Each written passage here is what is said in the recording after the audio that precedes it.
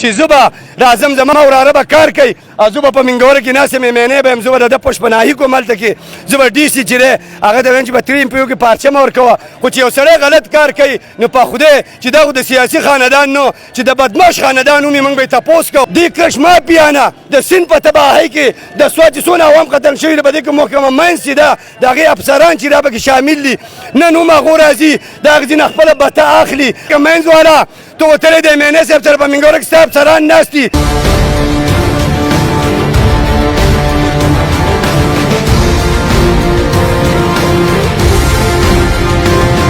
څنګه چې تاسو ته پته ده چې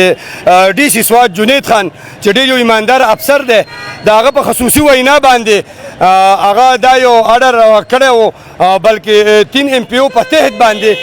هغه دا ویلي و چې د دریای سوات نه به شګه باجیر دا به نه وځي کومه کرش مافیا چې ده په هغوی بلکل پابندي لګولې وه نو دغه شانتې د سوات غیور کم عوام چې د وو تحصیلو غیور عوام چې کم وو هغو ځای په ځای باندې خپلې ګرنډ جرګې وکړلې په جوماتونو کې په حجرو کې په سرکاري ځایونو کې منتخب ممبران یې پکې راټول کړل او د هغو دا مقصد و چې زموږ سیند چې دی هغه زوړ ښکلا ته لاړ شي کندې دې ختمې شي ځکه چې په هغه کندو کې د دې سوات ډېر ماشومان لوی چې دي هغه مړه شوي دي په هغې تحت باندې ډي سي سوات یو حکم جاري کړی دی د هغې حکم تعمیل چې دی هغه د سوات عوامو په سرو سترګو قبول کړی دی او د سیلاب نه والا د نن ورځې پورې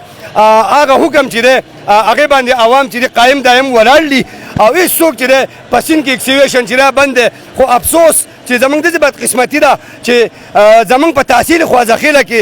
بیا په کوټنۍ فرحت آباد کې د یو سیاسي خاندان د رحمان فیملی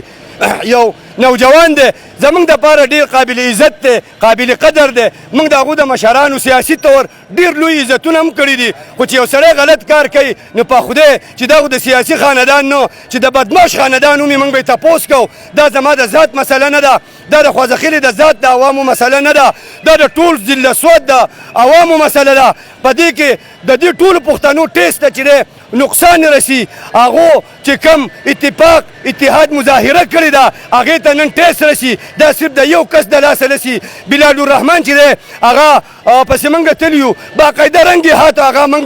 د هغې ویډیو د هغه اکشنونه د هغه بدماشي د هغه خاني د هغه سیاسي اثر رسوخ هغه چې دی هغه موږ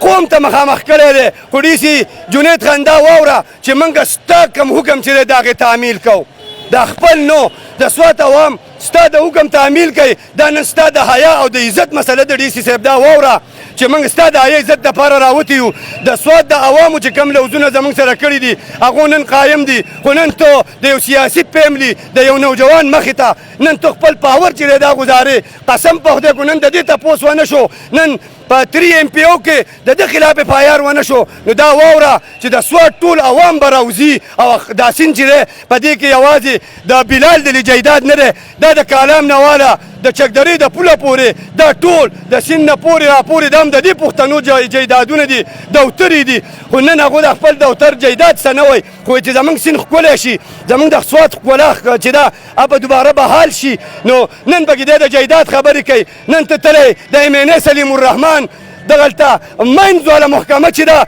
انشاءالله د منځ محکمې چې د دې کرش مافیانه د سیند په تباهۍ کې د سوات چې څونه عوام قتل شوي دي په دې کې محکمه منځ چې ده د هغې افسران چې دا پکې شامل دي نن هم هغو راځي د هغې ځینې خپله بته اخلي او دی ماله په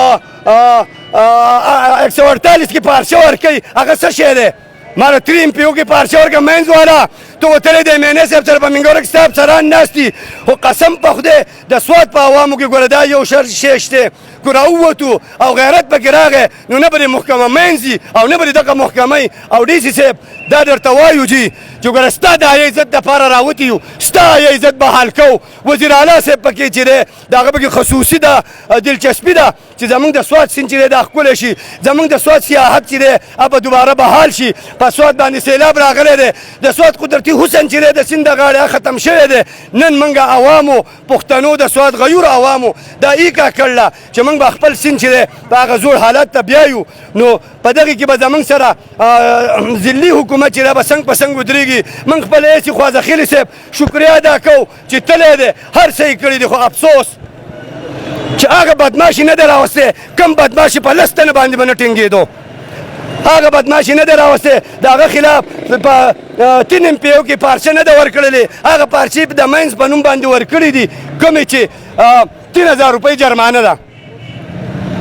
منګه دا وایو ایسي خوازخیلې ته منګه بیا خصوصي د خپل تحصیل چیرمن افتاب خان انتهایی شکریه ادا کوو چا پرون تللی دی ایسي خوازخیلې سره باقاعده ډایلاګ کړي دي دی ورته ویلي دي چې ما ته هم د خوازخیلې عوام د ورځې 60 تنه ټلیفونونه کوي چې ولې په کوټنۍ فرحت آباد کې اکسیویشن جاري دی نو کتونکو زمونږ د خبرې مقصد هم دا دی چېرته هم د چا سیاسي فیملي ته نقصان نه رسو د هغو نوم نالو خو چې کم سړی بدماشي کوي د خپل سیاسي خاندان د ښو اخلاقو نه غلطه پیدا دي نو په خدای چې دا خو دا دی چې د والي صاحب د کړي به موږ مخالفت کوو دا خو له عامه سیاسي کورنۍ ده دا واورئ جي چې منګه د ډیر پخوانه د ډاکټر محبوب د فیملی سره د میډیا په ترو باندې ما په خپله ډاکټر صاحب د الله د خاورو سره وبخي ما د هغه سره کوریج کړی دی ما د رفیق الرحمن سره کړی ما د سلیم الرحمن سره کړی دی زما د خوازخیلې پریس کلب ملګري د منګوري میډیا ټولو هغو له عزت ورکړی دی خو چې کله یو سړی غلط کار کوي د هغې به دا مقصد نه وي چې زه به راځم زما وراره به کار کوي او زه به په منګوره کې ناست یم میمینۍ به یم زه به د ده پشپناهي کوم هلته کې زه به ډي سي چې دی هغه ته وایم چې په 3 MP کې پارچه مه ورکوه راغلي دي د کوټنۍ د غاړې مخې ته اکسیویټر یې نیولی دی هغې په بلال پسې حساب کړی دی ډیمپر یې نیولي د هغې په بلال پسې حساب کړي دي نو ما له به زه اوریجنل پارچه په بلال کې د بلال هلته کې ورته د سیند په غاړه باندې دیره جوړه کړله ښه ښکلی ورته ناسي او د حق ځینې راځي خپل ذاتي روډ حساب کړی دی هغه پکې دغه کوي